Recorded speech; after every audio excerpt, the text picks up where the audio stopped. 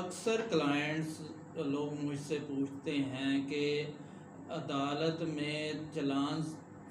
جمع ہونے کے بعد بھی کیا مقامی پولیس ایف آئی آر کو خارج کر سکتی ہے؟ تو اس کا جواب ہے جی نہیں۔ جب عدالت میں مقامی پولیس مقدمہ یا ایف آئی آر کے چلان جمع کروا دیتے ہیں تو اس کے بعد عدالت میں زیر سماعت آنے کے بعد مقدمہ کو مقامی پولیس خارج نہیں کر سکتی۔ اگر ملزم کے پاس ثبوت ہیں یا شواہد ہیں جس سے وہ